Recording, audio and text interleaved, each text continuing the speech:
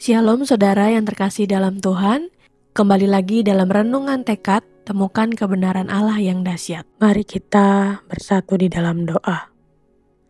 Bapa yang penuh kasih setia, kami bersyukur karena kasih-Mu selalu baru setiap pagi.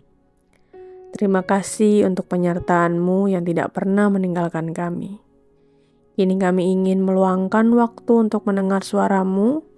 Jadikan firman-Mu pelita bagi langkah dan terang bagi jalan kami.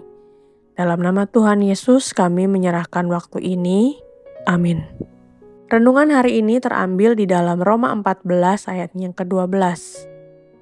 Demikianlah setiap orang di antara kita akan memberi pertanggungjawaban tentang dirinya sendiri kepada Allah. Saudara-saudara yang dikasihi Tuhan, Roma 14 ayat 12 ini mengingatkan kita akan sebuah tanggung jawab yang sangat pribadi. Demikianlah setiap orang di antara kita akan memberi pertanggungjawaban tentang dirinya sendiri kepada Allah.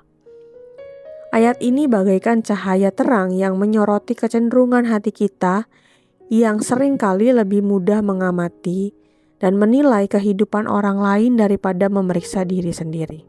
Kita diperingatkan bahwa fokus utama kita bukanlah pada bagaimana kita menjadi hakim bagi saudara seiman, melainkan pada bagaimana kita mempertanggungjawabkan setiap langkah hidup kita di hadapan Tuhan. Konteks ayat ini adalah jemaat yang saat itu berselisih paham mengenai hal-hal yang dianggap boleh atau tidak boleh dilakukan. Situasi seperti ini masih sangat relevan hingga hari ini, di mana perbedaan pendapat tentang cara beribadah, gaya hidup, atau preferensi pribadi dapat dengan mudah memicu sikap menghakimi. Tuhan mengajak kita untuk keluar dari permainan hakim menghakimi ini, karena hanya Dia satu-satunya hakim yang berdaulat.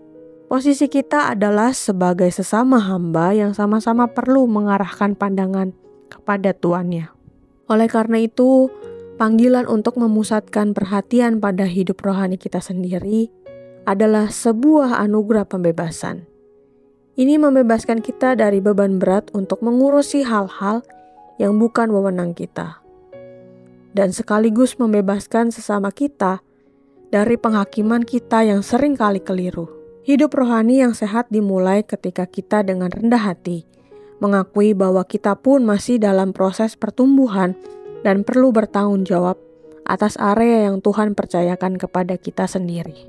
Marilah kita yang menjalani hari ini dengan memindahkan sorot lampu dari kehidupan orang lain kepada kondisi hati kita sendiri.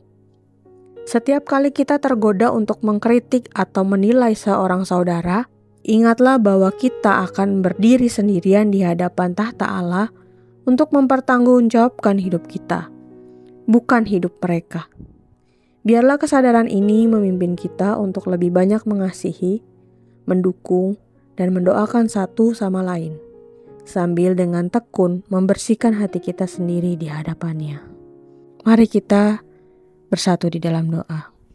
Bapa yang baik, ampuni kami Tuhan jika selama ini hidup kami hanya menilai atau mengkritik orang lain, tapi lupa akan diri sendiri. Ampuni kami Tuhan jika diri ini menjadi hakim atas orang lain. Tuhan, melalui firman-Mu kami mau belajar untuk tidak tergoda untuk mengkritik kehidupan orang lain, tapi fokus pada diri kami sendiri.